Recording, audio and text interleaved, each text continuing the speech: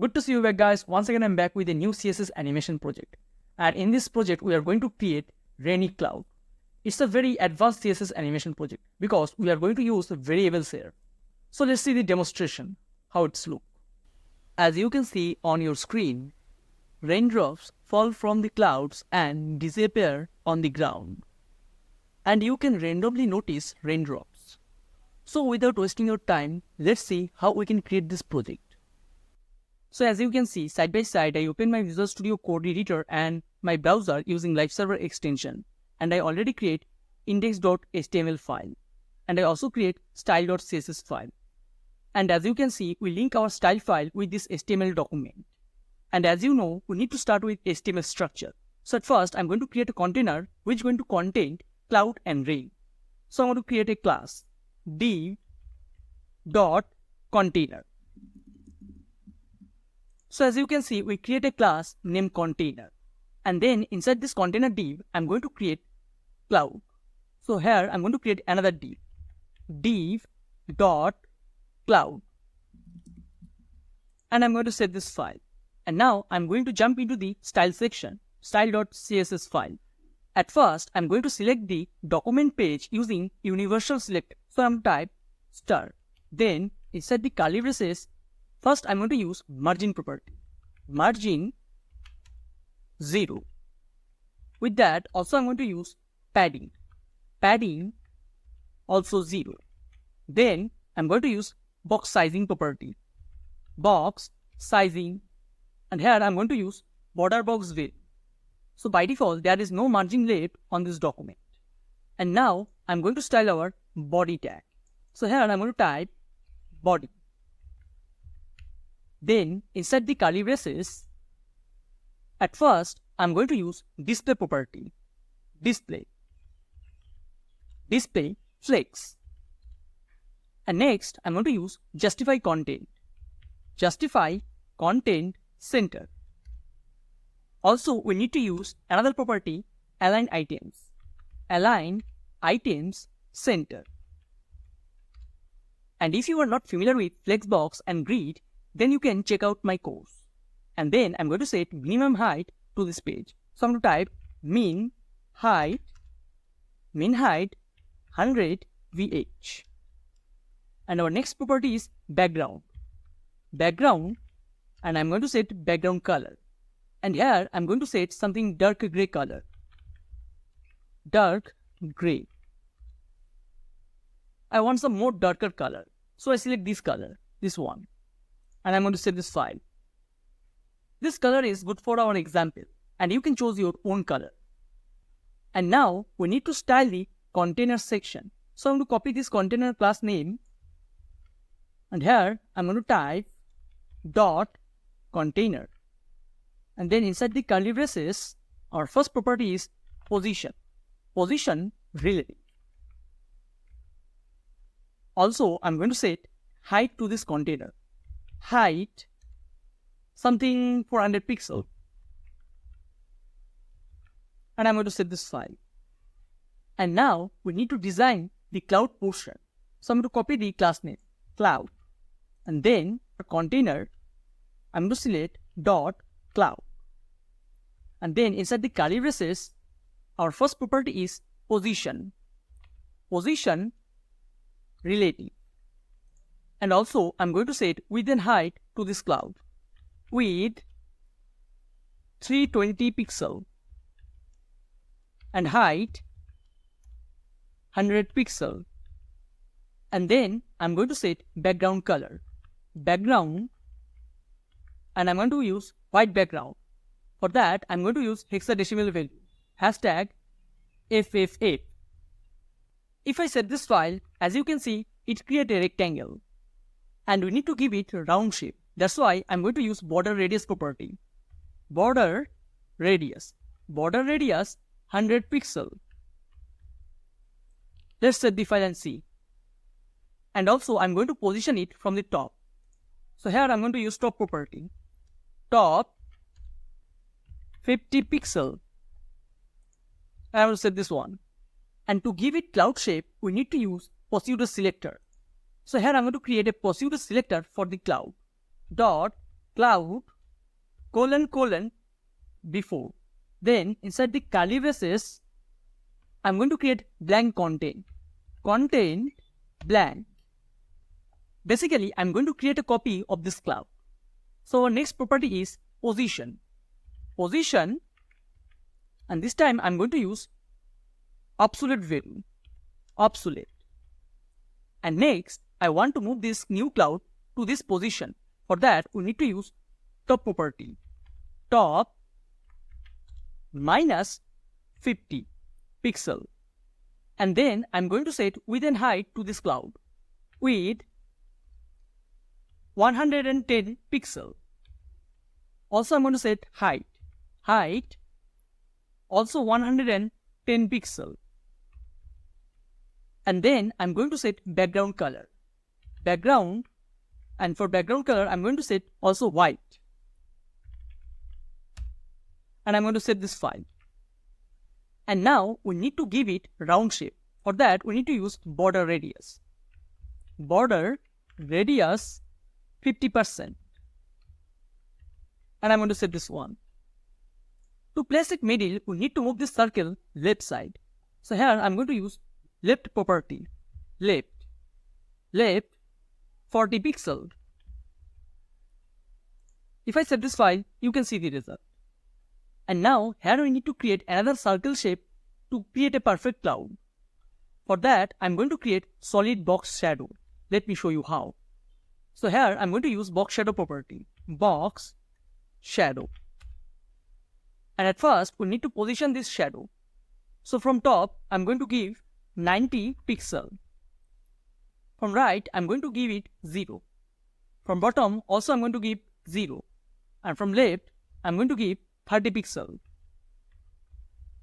And at last, I'm going to give it solid color to this box shadow. So here I'm going to type hashtag white color FFF. If I set this file, you can see the result. So as you can see, we create perfect cloud shape using HTML and CSS. In the next part of this project, we are going to create rain. So thanks for watching this video. See you in the next part. Good to see you back, guys. This is the second part of this project. In the previous part, we successfully create the cloud. But in this part, we are going to create the raindrops. So without wasting your time, let's start it. At first, I'm going to create a div tag which is going to contain raindrops. Div.rain. As you can see, we create a div element with rain class. Then inside this div element, I'm going to create multiple span tag for our raindrops. So here, inside this div tag, I'm going to create span tag. And then I'm going to use style attribute in this span tag, style. And here I'm going to use CSS variables. I know it sounds little advanced, but it's pretty effective. And to declare a CSS variable, we need to use dash sign. Let me show you how. Dash, and our variable name is I. Then we need to use colon. Then we need to use colon to set our variable. And after colon, we need to provide the value. And for value, here I'm going to type a random number, something 11.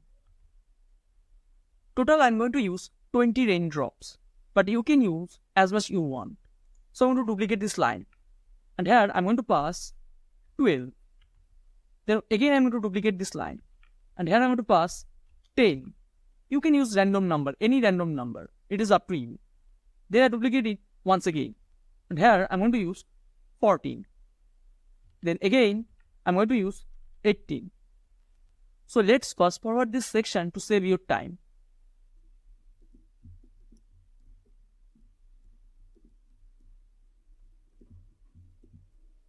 And then I'm going to duplicate this whole section again. So I create 20 raindrops using span tag. And if I set this file, as you can see, nothing is happened here. And now we need to style the raindrops in our CSS file. So I'm going to copy the class name rain, and in our style file, I'm going to select this class dot rain. Then inside the curly braces, our first property is position relative. Our second property is display, display flex.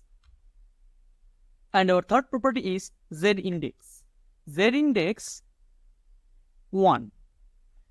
And now we need to style the raindrops. For that, we need to select rain and span tag. For that, we need to select span tag dot rain space span. Then insert the curly braces. Our first property is position, position relative. Our next property is height and width, height 10 pixel, also width 10 pixel. And now I'm going to set background color to our raindrops. So here I'm going to use background property, background red. Let's set the file and see what happened. If I set the file, as you can see, it's look like a straight line. But these are all 20 raindrops. Let's add some padding to our rain. So here I'm going to use padding property, padding. First, for top and bottom, I'm going to use 0.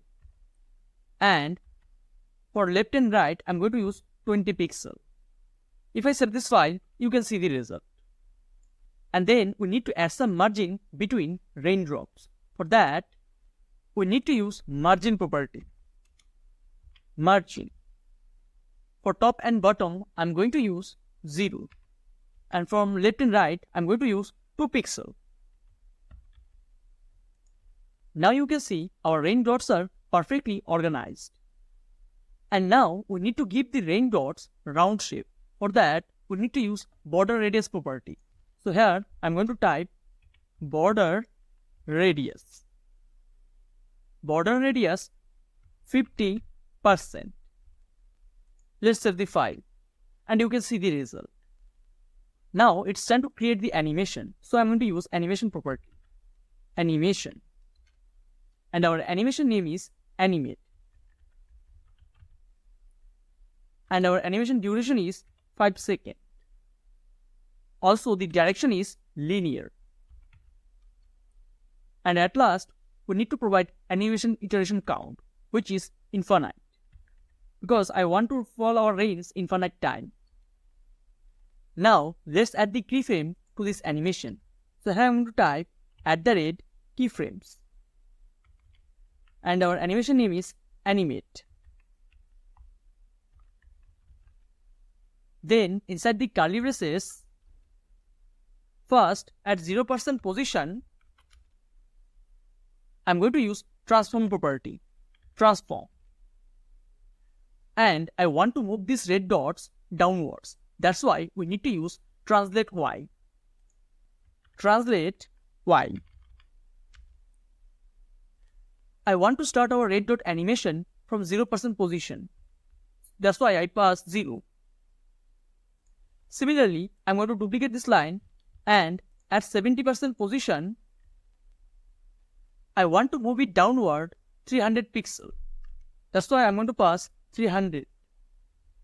And also at 100% position, I want to use 300 pixel.